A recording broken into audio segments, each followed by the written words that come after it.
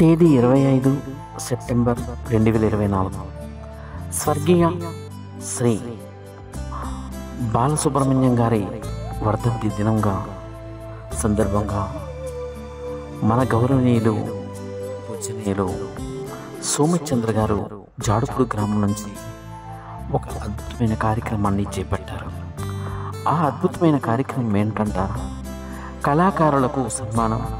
కళాకారుల చేత ఆయన స్మృత్యార్థం ఒక మంచి పాట పాడించి అందుకోసం ఆయన ఎంతో కృషి చేసి ఒక అద్భుతమైన కార్యక్రమాన్ని చేపట్టారు.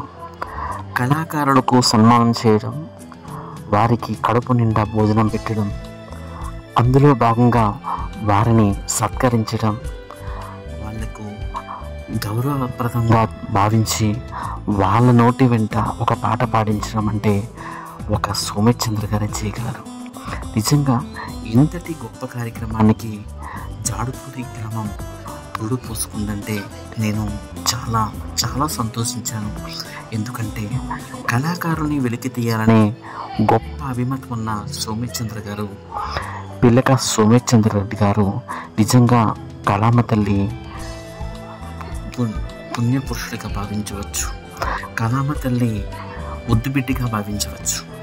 ఎందుకంటే ఎంతోమందికి కళా పోషణ చేయాలని ఉంటుంది, కానీ మనసులో త్యాగం ఉండాలి, వాళ్ళపైన అభిమానం ఉండాలి.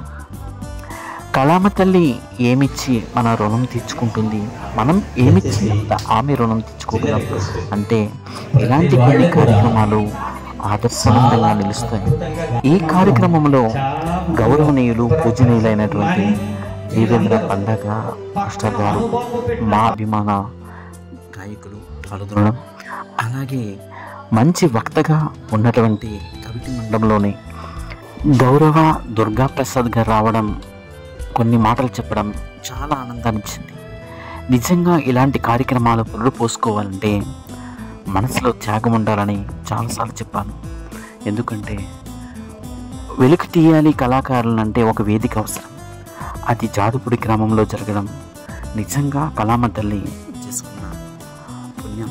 ఎందుకంటే ఆ నీలకంఠేశ్వరుడు, ఆ శివుడు ఆశీస్సులతో ఆ కొలువులో జరిగిన ఈ కార్యక్రమం ఎంతో ఎంతో ఆదరణ సంబంధించింది.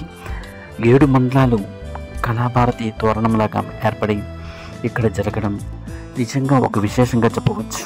నన్ను ఆహ్వానించి ఆ వేదికను పంచుకోవడం నిజంగా అదృష్టంగా భావిస్తున్నాను.